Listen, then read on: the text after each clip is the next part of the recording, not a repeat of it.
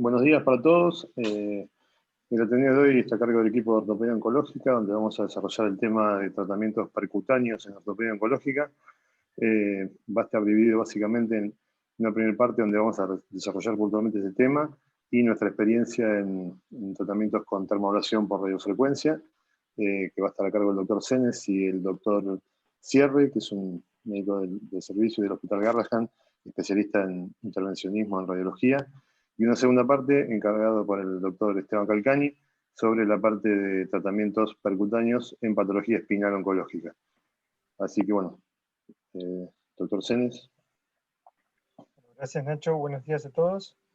Nos va a acompañar, como decía el doctor Fita recién, el doctor Sierre, que es especialista es un médico radiólogo intervencionista. Él, además de trabajar en el Hospital Garrahan, está trabajando también en el hospital ya hace muchos años. Así que cualquier consulta, él también trabaja en el Hospital Británico. El doctor muy amablemente hoy nos acompaña también a partir de las 9 y piquito tiene el Congreso Mundial de su especialidad, así que si bien íbamos a hacer todas las charlas y después una serie de preguntas, cuando terminemos esta charla, si alguien tiene alguna pregunta o algún comentario para el doctor, lo vamos a hacer ahora. Bueno, la fecha de hoy vamos a hablar de tratamientos percutáneos y su rol en ortopedia oncológica. El término procedimientos percutáneos abarca una serie de diferentes técnicas y procedimientos que el ortopedista oncológico o médico radiólogo intervencionista utilizamos generalmente en nuestra práctica. Se van a caracterizar por ser mini-invasivos, pudiendo realizarse con criterio curativo o paliativo, y de esta manera siempre lo que vamos a buscar es mejorar la calidad de vida del paciente. Procedimientos principalmente hay una gran variedad de procedimientos. Dentro de todos los principales van a ser los esclerosantes, la arteriografía con o sin embolización, la aumentación con cemento. Vamos a tener uno de los tratamientos principales que nosotros vamos a realizar, va a ser en sí lo que es la termoablación por radiofrecuencia, cuyo mecanismo de acción generalmente es muy importante esto. La termoablación por radiofrecuencia va a ser un procedimiento en el cual se va a emplear lo que se llama una corriente alterna para generar un calentamiento y posteriormente una necrosis celular. Nosotros vamos a buscar una lesión a tratar, vamos a introducir un trocar hasta introducir una punta activa, que una vez colocada en la lesión a tratar, va a generar calor, produciendo así la necrosis celular de la zona que estamos buscando. Dentro de las lesiones pasibles de tratamiento vamos a encontrar lesiones primarias, como es el osteomastoide y el condroblastoma, y lesiones secundarias, como son las metástasis, donde generalmente nuestro objetivo va a ser calmar el dolor y mejorar la calidad de vida del paciente. Como todo procedimiento, debemos realizar una adecuada planificación. El abordaje lo vamos a realizar del mismo modo que hacemos una biopsia bajo tomografía, o sea, pensando en una probable cirugía abierta en un futuro. La decisión de realizar una aumentación con cemento debe estar tomada, por supuesto, de antemano, ya que requiere de trócares de mayor diámetro, y principalmente en las metástasis es más importante contar con un equipo multidisciplinario, generalmente compuesto por un oncólogo y la persona especialista en imágenes, para tener en cuenta la condición clínica del paciente, que son generalmente polimedicados, y en donde estos procedimientos mini-invasivos es donde más van a presentar una clara ventaja sobre las cirugías abiertas, por el menor tiempo quirúrgico, pérdida sanguínea, etc. Ya enfocados en cada patología en particular, vamos a empezar con el osteomastoide. Se trata de una patología benigna con un predominio masculino y generalmente se da en la infancia y con dolor que típicamente se describe nocturno y que cede con aire. Su ubicación es principalmente cortical y está compuesto por un material osteoide generalmente rodeado por un anillo periférico más escleroso, el cual se describe como signo de la escarapela. La radiofrecuencia hoy en día es el tratamiento de elección para esta patología, obteniendo hasta un 96% de excelentes resultados. Una vez ubicada la lesión bajo el tomógrafo, siempre bajo tomógrafo, se labra un camino hacia la misma con una mecha o con una aguja de Hamshiri para posteriormente colocar este electrodo del que hablábamos previamente, de manera que su punta active, y esto es muy importante, abarque tridimensionalmente la lesión. Nosotros sabemos que esta punta activa puede abarcar 1 centímetro, 1,5 centímetros, 2 centímetros. Entonces, es muy importante el camino que nosotros logremos, porque donde termine la punta activa, ahí va a ser como si fuese un halo de 1 centímetro o 2 centímetros alrededor de esa lesión. Después, vamos a compartir algunos casos como para hacerlo un poquito más dinámico. El primero se trata de un paciente de 23 años de edad que no tiene antecedentes clínicos, con un dolor en muslo izquierdo de 5 meses de evolución. Consultó en otro centro en donde le tomaron esta radiografía, que la describieron como normal, y le aconsejaron reposo deportivo. Luego de parar 10 días y de persistir con síntomas, consultó en nuestro centro, en donde el interrogatorio dirigido refirió dolor principalmente nocturno y que se debía con diclofenac.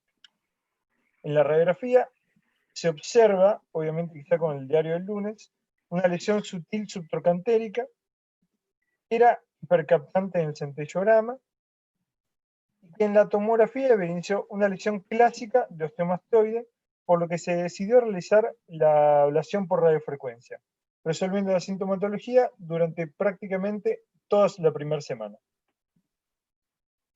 Después, el segundo caso es un paciente de 11 años que consultó por un dolor lumbosacro más fasciculaciones en isquiotibiales izquierdo, principalmente nocturno. Luego de descartar patología lumbosacra, se realizó una neurografía del ciático, le hizo Gerardo. Gerardo iba a ver si podía estar hoy, pero lamentablemente no puede estar, donde se observó en relación con la articulación sacroilíaca una formación redondeada con forma de escarapela. Sospechando un osteomastoide, se realizó una tomografía y posteriormente se planificó la radiofrecuencia, aliviando su sintomatología prácticamente desde el primer día. Esta chica es la hija de uno de los kinesiólogos del servicio, y la verdad que es muy curioso, porque la verdad que por las fasciculaciones empezó todo un camino diferente. Él empezó viendo pediatría, terminó con neurología, y posteriormente terminó en traumatología, donde quizá debería haber estado desde el principio, y todo lo que se le había hecho terminó siendo realmente un osteomastoide. Y la verdad que desde el primer día resolvió la sintomatología sin ningún problema. Bueno, otra de las patologías es el condroblastoma epifisario, que por supuesto es mucho menos frecuente que el osteomastoide, siendo también la mayoría de los pacientes pediátricos. Realmente su crecimiento provoca dolor articular y en muchas ocasiones limita la movilidad. Vamos a presentar un caso clínico de un paciente de 14 años de edad, sin antecedentes, con una coxartralgia derecha de 5 meses de evolución, desestimada por sus padres como dolores musculares, y al solicitar radiografía se observó una lesión epifisaria en fémur proximal. Se puede ver ahí. Se solicitó una resonancia y posteriormente se realizó biopsia bajo tomografía, resultando en la anatomía patológica en un condroblastoma, por lo que se planificó una radiofrecuencia. Los síntomas desaparecieron progresivamente y 9 meses más tarde continuaba sin dolor. Otro caso de una paciente de 11 años de edad con antecedentes de un condroblastoma de tibia proximal, tratado hace 2 años en nuestro centro con un curetaje y un relleno, que comenzó hace 15 meses posterior a la cirugía con un dolor insidioso en tibia proximal. Evaluamos el caso con el departamento de diagnóstico por imágenes y realizamos una nueva biopsia bajo tomografía, el cual volvió a ser positivo para un condroblastoma. Y dada la ubicación de la recidiva alejada del cartílago articular, se decidió realizar una radiofrecuencia. 9 meses más tarde no presentó dolor ni imagen compatible con una recidiva. Ahora bien, en este caso de un paciente masculino de 16 años de edad con diagnóstico por biopsia de condroblastoma, en contacto con el cartílago articular, y donde no se puede garantizar que abarcando toda la tridimensionalidad de la lesión no se lesione el cartílago, no se lesione la articulación, no se realiza radiofrecuencia sino cirugía abierta. O sea, no es radiofrecuencia para todos y todas, sino que hay que elegir muy bien cada caso en particular. Las metástasis óseas son los tumores malignos más frecuentes, presentes en un gran porcentaje de los pacientes que fallecen por cáncer y mostrando una predilección por el esqueleto axial. Generalmente se trata de pacientes con un pronóstico de vida muy variado, con complicaciones frecuentes, entre las cuales destacan la fractura patológica y el dolor de difícil manejo. Por eso es de suma importancia evaluar a estos pacientes con un equipo multidisciplinario, siendo los tratamientos percutáneos un excelente método para mejorar la calidad de vida en pacientes seleccionados, dentro de los cuales destacan las lesiones únicas, un tamaño menor a 3 centímetros, lesiones líticas y pacientes, por supuesto, que estén con dolor. Nuestro primer caso es una paciente de 73 años de edad, muy activa con una metástasis de cáncer de mama en el ilíaco y dolor con alta necesidad de AINES y opiáceos y con una pérdida de calidad de vida. Se discutió el caso en el comité y se decidió realizar una radiofrecuencia con criterio paliativo con mejoría franca del dolor. Otro caso similar, con la diferencia que teniendo en cuenta la contención cortical, que en este caso sí la presentaba, se realizó en el mismo acto quirúrgico la radiofrecuencia y una cementoplastía posterior. Ahora bien, en este caso, con una lesión diafisaria y en un hueso de carga con violación de la cortical, como debut de un cáncer de pulmón, la radiofrecuencia no traerá ningún beneficio, por lo que debemos optar por la cirugía abierta con una resección parcial y una reconstrucción. La aplicación de cemento posterior a una radiofrecuencia va a agregar varios beneficios al tratamiento, como es la estabilización de probables microfracturas, un efecto tumoricida dada la temperatura que alcanza, y también permite evaluar una recidiva en controles radiográficos posteriores. Ahora bien, si bien la radiofrecuencia es un procedimiento seguro, no se encuentra, por supuesto, como cualquier procedimiento, exento de complicaciones. Sin embargo, la mayoría de las mismas se ven a una falla en la comprensión, como decíamos previamente, de la tridimensionalidad del alcance de la punta activa, pudiendo lesionar estructuras vasculonerviosas o aún la piel. Siempre es un poquito lo mismo. Nosotros tenemos que comprender el alcance que va a tener la punta activa y tratar de primero abarcar toda la lesión. Por eso es que a veces en el mismo acto quirúrgico aplicamos la radiofrecuencia a un sector y después lo aplicamos a otro, si son lesiones grandes, y siempre teniendo en cuenta de que alejado de estas lesiones puede haber estructuras nobles que no debemos de dañar. Como causa de falla en el procedimiento en sí, la más frecuente es nuevamente por la falla en la colocación del electrodo, y acá pusimos un caso en el cual no fallamos, pero porque justamente tuvimos en cuenta esto. Por ejemplo, comenzamos el trayecto hacia la lesión, que se puede ver claramente que también en un osteomosteoide, erróneamente, y al dar cuenta del error, nos rectificamos y fuimos a abarcar la lesión. Bueno, les agradezco por su tiempo y a continuación va a continuar el doctor Cierre y vamos posteriormente que termine el doctor, cualquier tipo de duda o pregunta lo consultamos. Doctor Cierre, Sebastián, con los casos. Escúchame, yo tengo preguntas a lo que vos dijiste, a algunas cosas de que me generan dudas y me parece, quiero aprovechar que tengo a los especialistas con los que laburo del otro lado. Espero Sí. a que termine yo y te pregunto o ¿cómo hacemos? Si le parece, quiere dar los casos y hacemos las preguntas Vale, cuando terminamos. para todo el final. Perfecto, bárbaro. Bueno, buenos días a todos. A ver, como hicimos cuando presentamos hicimos esta presentación hace un tiempo atrás, la idea es compartir con ustedes algunos casos que hicimos nosotros. Creo que la mayoría de estos son del Hospital Garrahan. Este es un chiquito con un quiste óseo aneurismático fémur izquierdo, un chiquito de 11 años. Como van a ver ustedes en las presentaciones, nosotros siempre que empezamos el tratamiento de un quiste óseo aneurismático hacemos una arteriografía.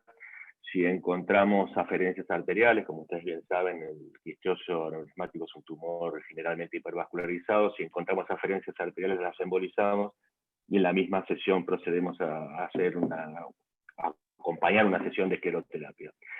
En octubre del 2019 le hicimos, como dice ahí, una arteriografía, no embolizamos porque no habían aferencias arteriales, hicimos una primera esclerosis con tetraetilsulfato de sodio, y unos meses después con doxiciclina. ¿Tenés la próxima? Entonces, fíjense, la imagen de la izquierda se ve la arteriografía, no hay grandes aferencias arteriales, digamos, van a haber algunos casos donde se ven que las aferencias o están hipertróficas o se ve un blaso como una impregnación patológica del contraste. No, este no es el caso, esto parece que es una arteriografía absolutamente normal, y después ahí están las imágenes, digamos, más representativas de los dos procedimientos de escleroterapia, como les decía, uno de octubre y el otro en enero de este año. La próxima, atención. Y estos son los controles radiográficos. La imagen de la izquierda es la radiografía inicial, y después es el último control. Como les comenté, este paciente, la última sesión fue ahora en enero de este año. Seguramente por cuestiones de la pandemia no tenemos un control más reciente, pero fíjense cómo ha empezado la lesión por un lado a disminuir el tamaño y cómo ha empezado a calcificar. La próxima, por favor. Este es otro paciente con también un quisquioso aneurismático en la tibia izquierda, un chico de 15 años. También le hicimos una arteriografía que no mostró nada, y le hicimos una sesión de escleroterapia con 5 ampollas de tetraetilsulfato de sodio. 5 ampollas es la dosis máxima para un paciente.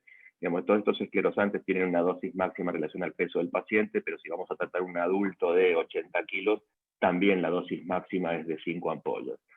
La primera sesión fue con tetraetilsulfato de sodio y doxiciclina, y una segunda con tetraetilsulfato solo. La próxima, Sebastián, por favor. Entonces, fíjense las imágenes de esta extensa lesión ahí en la tibia, la imagen también radiología simple y con tomografía. La próxima. Como les comenté, hicimos la arteriografía, no vimos grandes aferencias, y estas son las imágenes representativas de los distintos procedimientos de escleroterapia. La próxima. Volver para atrás, por favor, es una cuestión técnica. Digamos, obviamente, como ustedes saben, todas estas lesiones son multiquísticas, entonces hay veces que tenemos suerte de que con una aguja entramos dentro de un quiste y tratamos de ir lo más profundo que podemos e ir saliendo y tratar de abarcar distintos quistes, pero hay veces que muchas veces necesitamos colocar múltiples agujas para tratar de cubrir de la forma más difusa posible la lesión. La próxima, Sebastián. Y fíjense, están las imágenes que vemos en un comienzo, antes del tratamiento, y la respuesta al tratamiento percutáneo después de esas 2 sesiones de escleroterapia, con una respuesta realmente muy buena. La próxima, por favor. Otro paciente más con otro quisquioso aneurismático, en este caso del fémur izquierdo, un chiquito de 10 años, arteriografía sin embolización. Créanme que alguna vez las embolizamos, son casos que no han tenido grandes aferencias, y esclerosis percutánea también con tetraetilsulfato de sodio. La próxima. Ahí se ve la imagen del fémur izquierdo. La próxima. Hicimos la arteriografía sin grandes aferencias, sin impregnación patológica del contraste, y imágenes del abordaje percutáneo, de la escleroterapia. La próxima. Y fíjense en este paciente solo con una sola sesión cómo ha respondido bastante bien, y la lesión se ha ido calcificando en forma difusa. La próxima. Otro paciente más, con otro quisquioso aneurismático, en este caso el hueso ilíaco izquierdo. Acá sí, por suerte, para que les pueda mostrar cómo se ve con la arteriografía y cómo embolizamos. Y en la misma sesión le hicimos una esclerosis con 5 ampollas de tetraetilsulfato de sodio al 3%. La próxima. Las imágenes por la tomografía y la resonancia, una lesión extensa, multitabicada, digamos, prácticamente carácter, podríamos decir, patognomónica de este tipo de lesiones. La próxima. Y acá sí lo que hicimos fue embolizar. Lo que ven ustedes allí es un catéter que está ingresando en el tronco posterior de la arteria ilíaca interna, de la hipogástrica, y hay una impregnación patológica del contraste. Esas arterias están un poco más grandes de lo que se ven habitualmente. Entonces lo que hicimos es ir con un microcatéter por dentro de ese catéter original y embolizar en este caso con unas partículas muy pequeñas, que lo que necesitamos es, digamos, llenar, o sea, no solamente tapar las arterias, o podríamos hacer alguien podría preguntar, ¿podemos colocar un coil, una espiral en forma proximal? Y eso en realidad no es lo que hay que hacer. Lo que hay que hacer es una embolización intratumoral. Entonces usamos unas partículas pequeñas que como si fueran como de arena, granitos de arena, que son de polivinilalcohol, vienen de distintos tamaños y distintas sustancias. Generalmente usamos partículas de un tamaño pequeño, pero no muy pequeño, porque no necesitamos tener demasiada necrosis, pero sí que se pueda embolizar francamente las ramas que están adentro del tumor, y fíjense cómo en el control que se ve en la imagen de la derecha, toda esa vascularización ha desaparecido. La próxima. Y acá imágenes de la sesión de, digamos, la misma sesión de la escleroterapia, también inyectando al agente esclerosante. La próxima. Y fíjense cómo la imagen, que tenemos la resonancia previa al tratamiento y la buena respuesta al tratamiento, en este caso endovascular y percutáneo. La próxima.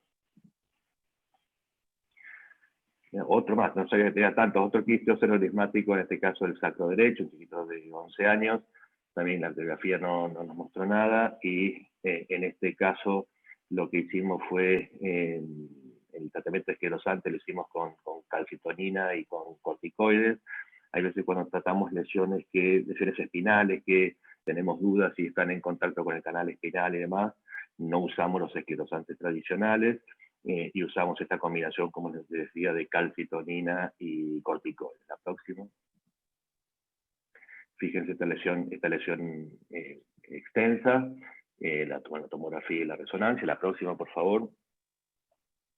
Y esta es una segunda sesión. Fíjense como ya en la primera, acá ya se ve en la tomografía que hay toda como desarrolló toda una clasificación cortical, la lesión más allá que está más pequeña, pero como se ve toda no me sale la palabra ahora, se ve bastante densa toda la parte periférica de la lesión, y lo que hacemos siempre desde el punto de vista técnico es, primero hacemos el abordaje, inyectamos contraste para ver cómo se distribuye. En este segundo caso, en esta segunda sesión, también le hicimos calcitonina y metilprednisolona. Podríamos haber, mirándolo de forma retrospectiva, al no ver pasaje de contraste al canal, podríamos haber inyectado alguna esclerosante más potente. La próxima. Y fíjense las imágenes de cómo era previo y posterior al tratamiento, con una muy buena respuesta al tratamiento. La próxima. Otro pacientito, un chico de 3 años, con dolor lumbrosacro predominio nocturno. Esto ya nos hace pensar, como bien decía Sebastián, la etiología, pensando siempre en la osteomastoidea. La próxima. Y fíjense, tenemos una lesión compatible con osteomastoidea que se asoma ahí al canal espinal. Nosotros, también ahí con el centellograma, que es una lesión hipercaptante. Nosotros estas lesiones, cuando tenemos varios casos de pacientes con osteomastoides espinales, y dependiendo de la ubicación, si estamos, como en este caso, prácticamente asomados al canal o muy cerca de alguna raíz, nosotros tenemos un protocolo y desarrollamos en realidad un protocolo con la gente de patología espinal y la gente que hace neurofisiología para hacer las ablaciones por radiofrecuencia, de la misma manera que describía Sebastián recién, con potenciales evocados. La próxima. Bueno, tuvimos la suerte de publicar nuestro trabajo en una revista, y la próxima lo que hacemos es, abordamos la lesión como cualquier otra lesión, se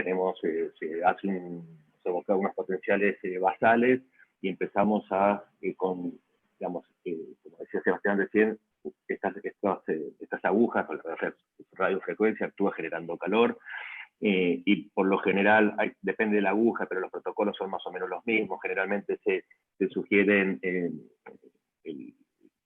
para quemar, uno necesita alcanzar 90 grados de temperatura, y generalmente con 4 minutos, dependiendo, insisto, algunas casas comerciales tienen algún protocolo ligeramente diferente, pero finalmente con 4 minutos a 90 grados se supone que la lesión está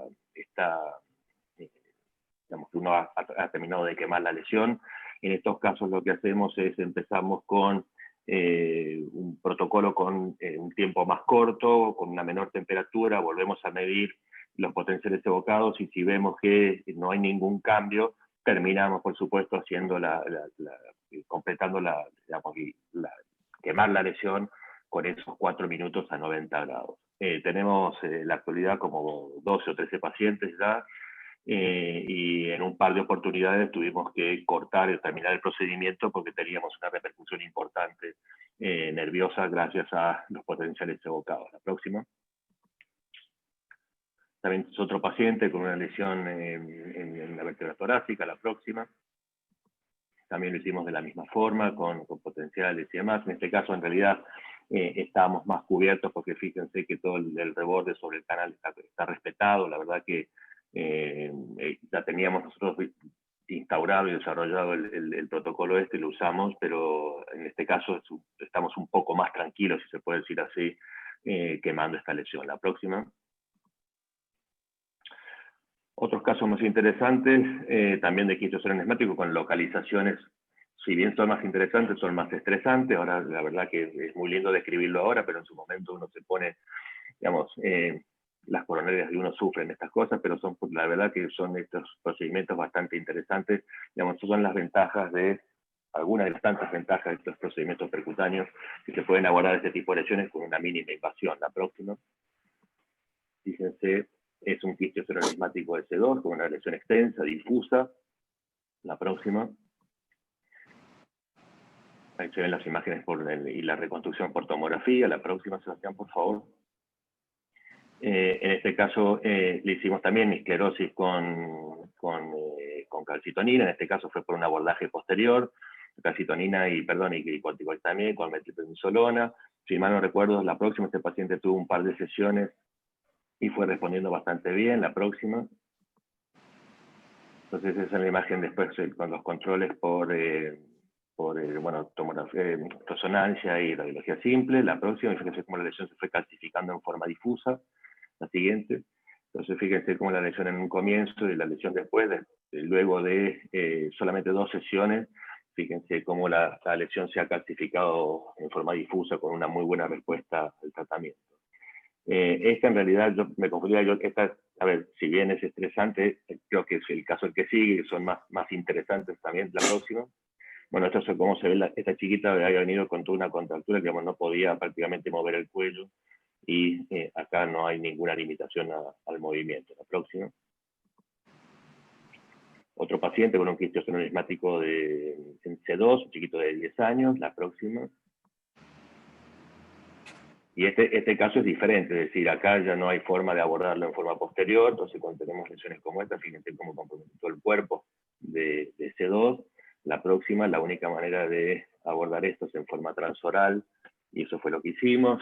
Le pedimos siempre a la gente que hace endoscopia respiratoria que nos ayude con un abreboca, nos ponen el abreboca, y fíjense que el trayecto para ir en forma transoral tenemos inmediatamente por detrás ahí de la pared posterior de la faringe, que tenemos el cuerpo de C2, y ahí sí hacemos un poco lo que describía recién, inyectamos primero contraste para confirmar que estamos bien, que no estamos pasados. A veces pueden haber pequeñas fracturas y comunicarse con el canal. Incluso a veces nos ha pasado que también, a pesar de que está comunicado, igual le inyectamos estos secretos, digamos, la calcitonina y el corticoide. La próxima.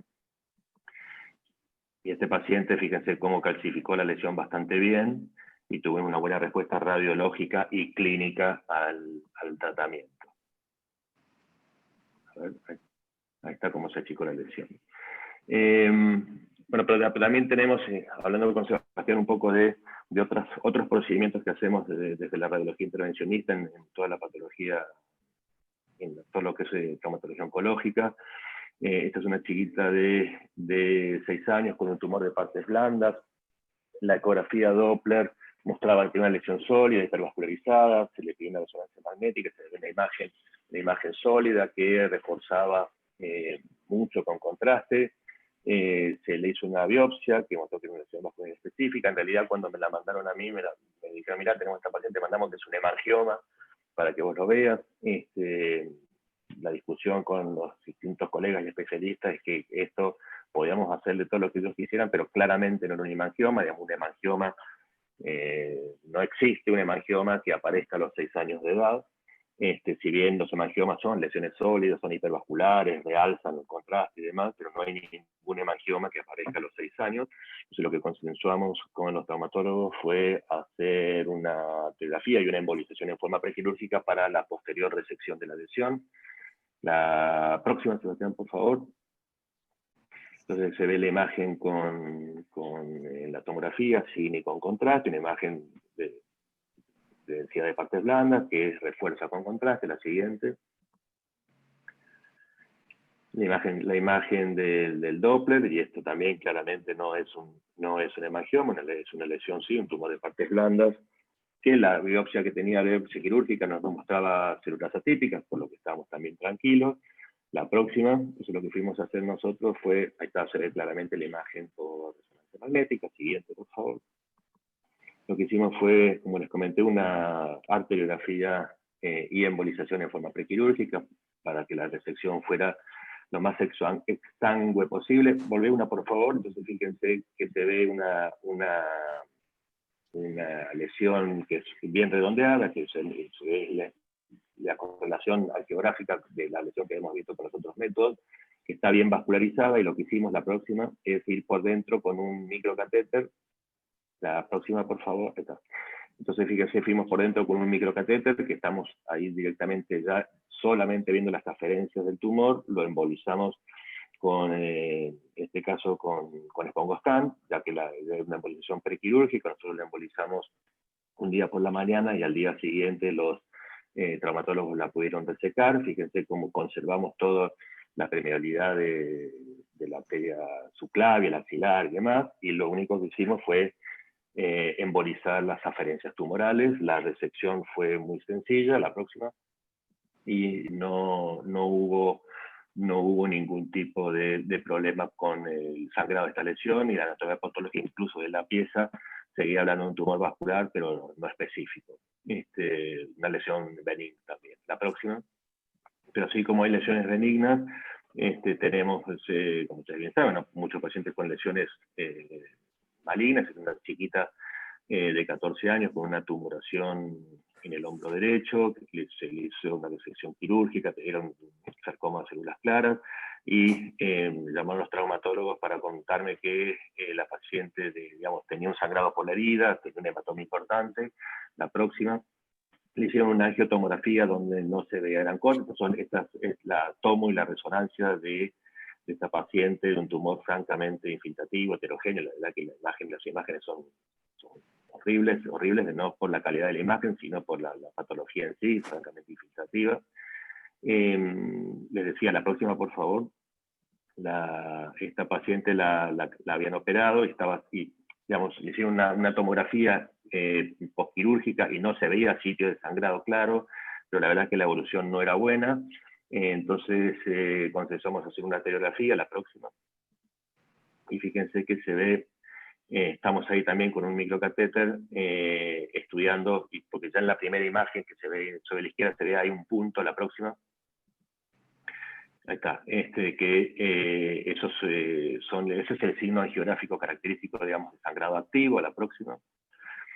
Y lo que hicimos es ir con un microcatéter a ese ramo que estaba perdiendo sangre, que estaba sangrando, y le pusimos unas gotitas de histoacril, de acrilato, para sellar esa zona que estaba sangrando, y la paciente respondió muy bien clínicamente.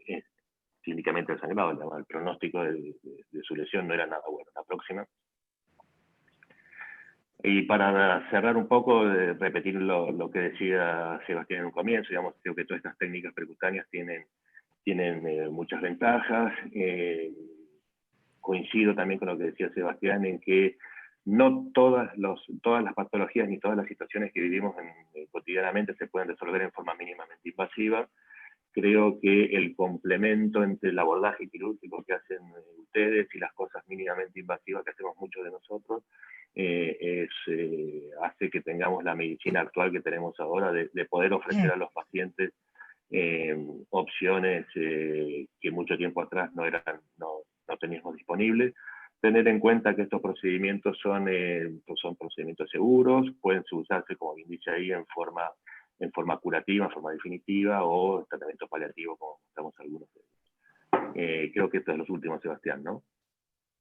Sí, sí, Claro. muchísimas gracias por los Perfecto. casos que realmente son realmente impresionantes. Son casos que en otro momento se haría realmente cirugías gigantescas con todo lo que eso implica y que hoy en día pueden tratarse de esta manera, minimizando muchísimo los riesgos para el paciente y mejorando mucho más el tema de calidad de vida.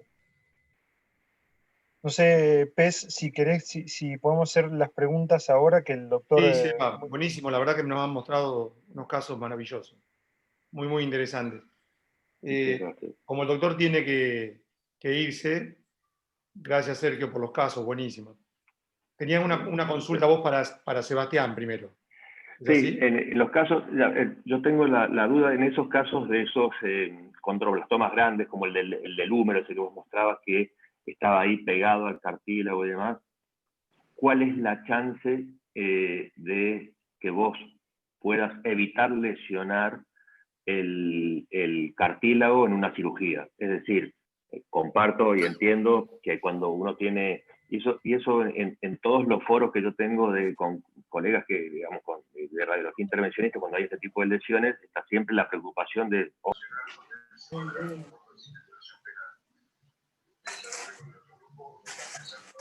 Hola, buen día a todos. Hola jefe, ¿cómo está? Sergio, excelente, los casos realmente maravillosos. Bueno, Gracias. yo quisiera darles un pantallazo bastante actualizado, nos hemos preparado para esto, acerca de lo que nosotros hacemos en la columna con los tumores, ¿no? De forma percutánea. Como ustedes saben, los tumores de la columna pueden ser del continente o del contenido, así que bueno, hoy nos vamos a ocupar un poquitito de los del continente y especialmente de los tumores secundarios, o sea, las metástasis, que son las que son pasibles generalmente de tratamiento percutáneo en nuestras manos. Según la edad de aparición de los tumores, vemos que los mayores de 50 años tenemos preferencia por las metástasis y los mielomas, y en los pacientes más jóvenes un poco todos estos tumores que nos han descrito los muchachos. Los tumores primero de las columnas son raros, ¿no es cierto? Tenemos que partir de esa base y de acuerdo a su ubicación podemos presumir de qué tipo de tumor estamos hablando. Y particularmente en la vértebra, si los tumores están en el cuerpo vertebral y en el pedículo, la lesión nos habla de malignidad, y cuando hablamos del arco posterior nos habla de benignidad. Acá tenemos algunos ejemplos, como este osteoblastoma en el arco posterior. No vamos a hablar del tratamiento de esto porque realmente hemos sido apabullados con estas cosas maravillosamente. Fíjense este condrosarcoma, cuerpo pedículo, osteomastoide, como los describió Sebastián, en el arco posterior, el osteoblastoma también. En realizar las clasificaciones, tenemos varias. Esta clasificación, la ADN, que la conocemos todos y muy bien, que fue primero diseñada, descrita para los tumores de los huesos largos y aplicada a la columna, sigue teniendo vigencia y las utilizamos. Después Tomita, que es un japonés, hizo esta clasificación muy importante acerca de cómo se extiende el tumor en la columna, y Weinstein y Boriani diseñaron esta imagen en reloj de la vértebra para decir en qué área la vértebra está comprometida y qué tratamiento se le puede hacer, resección parciales, etc. Pero hoy quiero dejarles otro mensaje, que es el pensamiento acerca del tratamiento global de las lesiones metastásicas, porque como decíamos, esto ya nos ha superado desde el punto de vista ortopédico, sino que esto es un tema multidisciplinario. Las lesiones tumorales más frecuentes, recalcando algunos datos que dio Sebastián, son las más frecuentes, las metástasis del esqueleto, 50 y el 85% de casi todos los fallecidos por cáncer, y algunas veces constituyen la primera manifestación. A veces nos sorprendemos que una lumbalgia es el diagnóstico primario de una metástasis. Y casi el 75% de las personas pueden desarrollar una metástasis, de los que tienen cáncer, antes de su muerte. La columna dorsal es la que prevalece, 70%, la lumbosacra 20% y la cervical 10%. Y nuestro objetivo del tratamiento, y acá vamos entrando un poquito en esta clasificación que les quiero mostrar, que ha sido tomada universalmente, es disminuir el dolor, mantener las funciones neurológicas de nuestros pacientes, mantener la estabilidad vertebral, porque esta es la que nos puede llevar a la lesión neurológica, controlar la expansión del tumor y, por supuesto, o primero, mejorar la calidad de la vida. Esta es una clasificación del 2013, que la conocemos como NOMS, que es un esquema de tratamiento que determina la terapia óptima de los pacientes con metástasis. Y sus siglas nos hacen analizar 4 partes: la neurología, la oncología, la cuestión mecánica y la cuestión sistémica de nuestros tumores. En relación a la neurología, me parece muy fácil esto para el ortopedista general, porque un ortopedista general puede perderse en algún diagnóstico profundo de estas lesiones, como yo cuando vino una resonancia de la rodilla y tengo que mirarla 14 veces para ver si tiene un menisco roto. Pero sí, todos sabemos ver un cuerpo vertebral y un canal vertebral, y esta es la clasificación de Bilski, que es muy interesante porque es muy fácil. Fíjense, describe básicamente 3 grados, y lo que tenemos que tener presente es que cuando la lesión es grado 0, la lesión está solamente dentro de la vértebra, y cuando ya empieza a invadir el canal, tenemos un grado 1 si esta lesión no toca el cordón medular, y 2 y 3 cuando ya se pierde el líquido cefalorraquídeo, y el 3 cuando ya invade todo el canal. Entonces acá tenemos un grado 0, un grado 1 con una pequeña invasión, un grado 2 con más invasión con pérdida de líquido, y un grado 3 cuando ya no se ve nada. Esto en relación a la neurología. A la oncología ha sido un desarrollo maravilloso este último tiempo. Verde, amarillo, rojo, tumores radiosensibles, el linfoma, el mieloma y el seminoma están vencidos por la radioterapia. La mama, la próstata, que son estadísticamente los más frecuentes, tienen una sensibilidad intermedia, y los que son radioresistentes son el riñón, el hígado y el pulmón. Pero lo que quiero mostrarles acá es lo excluyente de lo que ha sido el desarrollo de estas terapias, que han sido duraderas en relación al control tumoral en el tiempo. Por eso lo pone y lo posiciona como un tratamiento de elección. Y por lo tanto, el objetivo de la cirugía cambió, porque si antes yo pensaba que lo único que te podía hacer por un tumor era resecarlo y que mis ojos podían ser el límite o cómo yo tengo que solucionarlo, no, acá la cosa ha cambiado porque estas técnicas nos ayudan para, por ejemplo, entender esta técnica que es la separación tumoral en relación a la columna, estamos hablando, ¿no? La separación del tumor de la médula para optimizar la radioterapia. O sea, ese sería fundamentalmente el objetivo quirúrgico. Entonces, en este caso solamente tendríamos que considerar la estabilidad y el grado de extensión tumoral. ¿Por qué? Porque la radioterapia no soluciona el dolor mecánico axial. Entonces, la oncología, la letra O de nuestra clasificación, nos ayuda a tener básicamente 2 radioterapias: la radioterapia clásica que todos conocemos y la radiocirugía o cirugía de separación, que es la que nos va a permitir, una vez que yo tengo el tumor separado, hacer una radioterapia 3D conformada, que en la Argentina lo tenemos en un centro y Neuquén en otro, donde podemos hacer una radioterapia 3D que tiene unos resultados excelentes, fundamentalmente para los tumores más radioresistentes. La parte M de nuestra clasificación es la estabilidad, y esta también es una clasificación fácil y muy práctica. Nosotros podemos definir una lesión estable, eminentemente inestable, o inestable, que va a ser la que nos va a llevar a tomar nuestra conducta quirúrgica o no. Y sí, esta cuestión mecánica, es importante recalcar, es independiente de la neurología, de la oncología y de la cuestión sistémica, porque podemos tener una columna inestable que tenemos que resolver. Por eso decíamos que esta es la revancha del ortopedista, donde la radioterapia gana, pero acá nosotros tenemos que actuar. Y esta clasificación, que conocemos como SINS, la dividimos en 6 tópicos, donde básicamente le voy a mencionar lo importante. El puntaje mayor es de 18, el puntaje menor es de 0, pero fíjense, las lesiones son más complicadas cuando se encuentran en las zonas de charnela, C2, C7, T2, T11, L1. Esas zonas son zonas mecánicamente comprometidas y le da el puntaje máximo. Si tiene dolor, le da puntaje máximo; si no tiene dolor, le da 0. Si la lesión es lítica, es mucho más complicado que si es blástica, porque si es blástica es dura, entonces no compromete la estabilidad.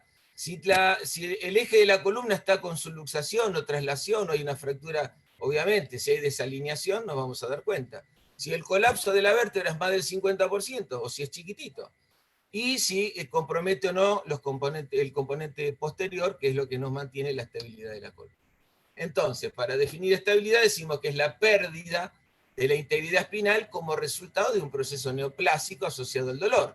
Entonces, esto también se relaciona al movimiento, provoca una deformidad progresiva, vamos a la neurología, por eso dijimos que esto es importante de verlo. Y el 13 al 18 es el puntaje donde nos dice que requiere una restauración para corregir la inestabilidad y que el otro era inminente.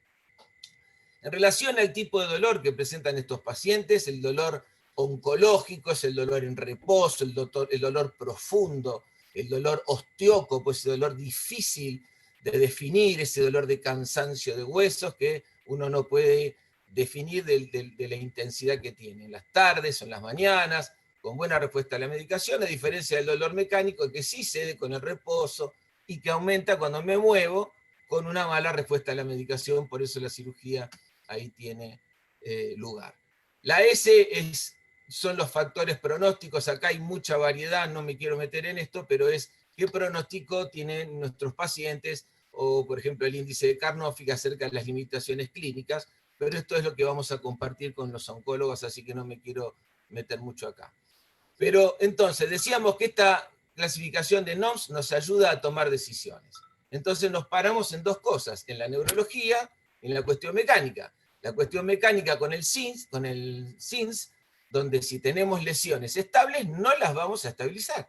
Pero si tenemos una lesión inminentemente inestable, sí tenemos que estabilizar porque nos va a prevenir la caída como un efecto dominó hacia la neurología cuando la lesión es inestable fehacientemente.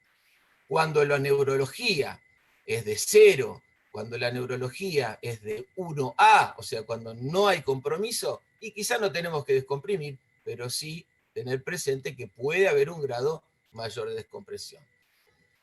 La cementación, que es lo que básicamente los muchachos me invitaron a mostrarle, que es lo que hacemos por una cuestión estadística y de frecuencia nosotros en la columna, y utilizando la cifoplastía, que es el método para los ortopedistas generales, es la cementación vertebral, con la utilización de un balón que nos genera, al incorporarlo en la vértebra, una cavidad por impactación del hueso reblandecido. Sacamos el balón y lo rellenamos con cemento. El cemento entra en la cifoplastía como una pasta de dientes, que en 9 a 11 minutos se pone dura, así que ya es bastante bueno y considerable, a diferencia de la vertebroplastía, que entra a mayor presión, el cemento es más líquido, y entonces tiene más posibilidad de fuga. No nos olvidemos que estamos acá hablando de lesiones tumorales que pueden tener vasos de neoformación también. Entonces, en este caso, la indicación ideal de la cifoplastía sería la fractura compresiva patológica sintomática, pacientes que no han mejorado con el tratamiento quirúrgico, la ausencia de inestabilidad espinal y la ausencia del compromiso severo del muro posterior. Y decimos que esto es severo porque puede ser una contraindicación relativa si uno maneja bien el método. Pero básicamente lo que recalcábamos antes, ausencia de inestabilidad. Dos trabajitos para mencionarles, un review importante donde habla de la fuerte recomendación que tiene la aumentación vertebral, y llamamos aumentación al relleno vertebral con este cemento, con alivio del dolor y mejorías de todos los scores funcionales. Este es un estudio muy bueno, randomizado, multicéntrico, donde muestra que la cementación alivia el dolor, que da mejorías funcionales, que el paciente va a requerir menos analgésicos y por supuesto lo podemos sacar más rápido de la cama.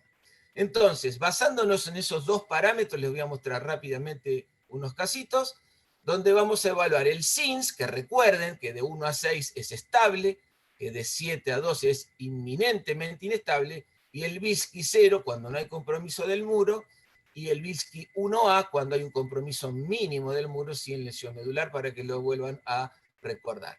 Esta es una paciente de 64 años con un antecedente de mieloma, fíjense, le hicimos esto porque la paciente tenía mucho dolor, era el año 2007, no teníamos tanto la certeza o el conocimiento de que la radioterapia quizá la podía haber ayudado sin que nosotros actuemos, pero la duda es siempre, ¿estabilizar o descomprimir? Es una columna estable, es una columna que no tiene una invasión del conducto, un SINS 8 y un Bilski 0. Van a ver que el SINS que nosotros generalmente utilizamos para estos métodos es entre 7 y 12. Entonces, esta lesión osteolítica por el mieloma, que se ve en el espinograma, en el centello, en la reso y en la tomo, y la cementación que le hicimos. Acá lo tenemos al joven Fita, esto es hace 13 años, y este es el trabajo que le hicimos a esta señora con un excelente resultado.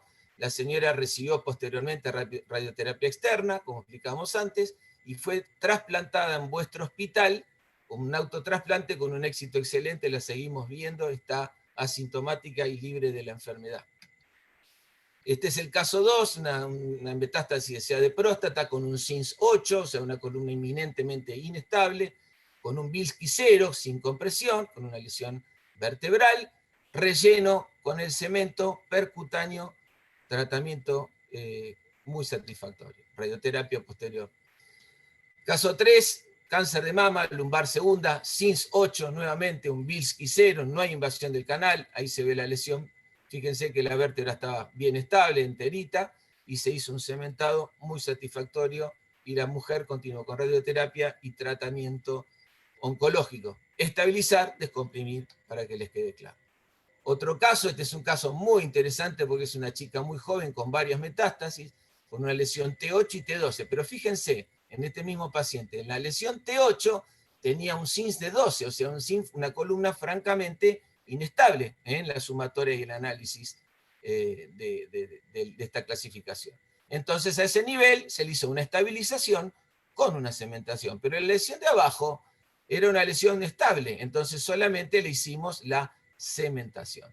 Ahora, este caso al año siguiente viene con esta lesión cervical, con un dolor de cuello invalidante, con esta lesión, y es el único caso que tenemos para mostrarle de una cementación cervical por vía anterior. Se le hizo una mínima invasión, podríamos decir que esto no es estrictamente percutáneo, porque tuvimos que evitar la carótida del esófago, y cómo se cementó la vértebra con mucho éxito en esta chica que sigue con vida.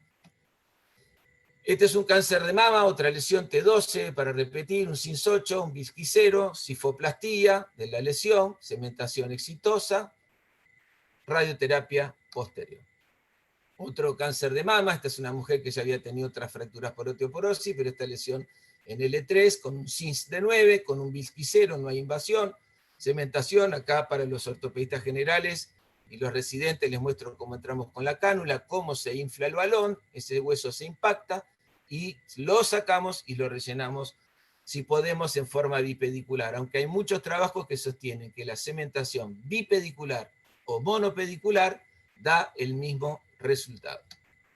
Este es otro caso con un cáncer de próstata, un hombre de 55 años, con un CINS de 9, un Bilski 0, no hay invasión del canal, tratamiento percutáneo, cementación vertebral. Este paciente ha sido un paciente que le hicimos algo que nunca habíamos hecho, T6, con muchas metástasis, con un EPOC grave, con un dolor invalidante. A este hombre lo dormimos porque no podía estar boca abajo del dolor que tenía, le cementamos en 1 hora todas estas vértebras con un resultado técnico muy bueno, pero el paciente lamentablemente murió a los 2 meses. Y para terminar, les quiero mostrar, nosotros en relación a los hemangiomas, los que tenemos operados son por vía abierta, porque generalmente los operamos cuando provocan cuadro neurológico, pero esta era una paciente con mucho dolor, le quisimos hacer una cementación, en la vértebra de arriba la pudimos hacer, en la vértebra de abajo se ve que tenía muchos vasos, y empezó a tener fuga, entonces detuvimos ahí el procedimiento, así que solamente le hemos cementado la vértebra superior. Bueno, para terminar, agradecerles esta posibilidad a Sebastián, a Nacho y a Pablito, que me han permitido de compartir un poquito de lo que hacemos todos los días nosotros. Gracias. Gracias a usted. Muchas gracias, Esteban.